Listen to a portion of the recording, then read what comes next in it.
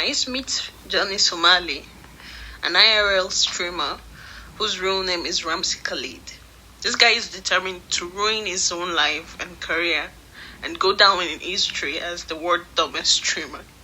He's currently in South Korea facing multiple charges and has had his passport revoked. For his several despicable actions, which includes but are not limited to yelling in the street, being just inappropriate inside business places, and being a nuisance in general, twerking and dancing inappropriately on monuments and kind of statues, one specifically, or more than one actually, called the Comfort Lady. For a deeper insight, one of my favorite creators of all time, Rotten Mango, has more story on this. Middle of the day in South Korea. South Koreans are busy. They're rushing to their next place. They're heading to work. They're grabbing lunch. They're picking up the kids from school. Everybody's minding their own business, except there's this one man, an American guy named Ramsey. He's looking side to side. Maybe it's hindsight. It just appears that he's up to no good. He's live streaming on his phone, and eventually when he puts his backpack, he puts his phone down and props it up, the live stream viewers can see this female figure in front of Ramsey. And he pulls out his portable speaker and he just starts blasting a song in the middle of a public street in broad daylight. The lyrics of the song go, "Last night, I couldn't even get an answer. I tried to call, but my pride wouldn't let me dial."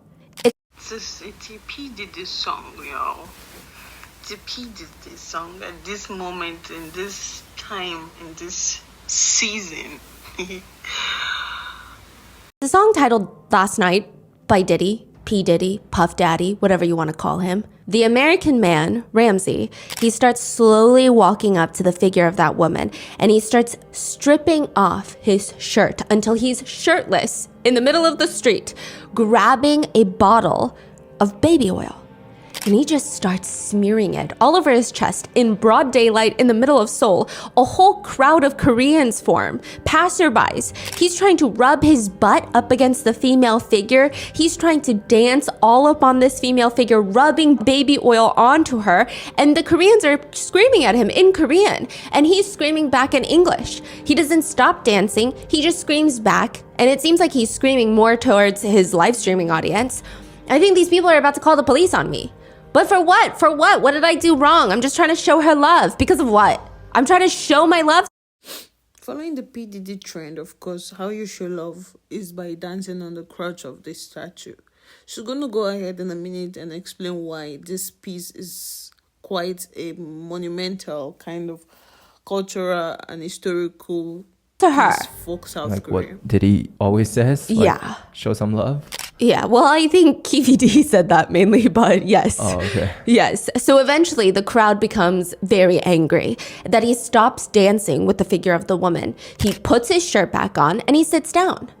This is all live streamed, and all of it would go viral in South Korea, making it to the news, making it to a congressional hearing, making him the #1 target for all South Koreans. Because imagine going to a foreign country where you've never been, you don't know the people, you don't know the language. This is your first time here, and you're so disrespectful to culture, to tradition, to the history of this country. The country that has allowed you come in to visit, to enjoy the hospitality of the country. But, who raised you? Who raised you? Come on. whilst playing Diddy's songs, the implication being very clear there, the woman that he's doing this to is a bronze statue. She is there to memorialize the hundreds of thousands of girls and women that were essayed and tortured during the war.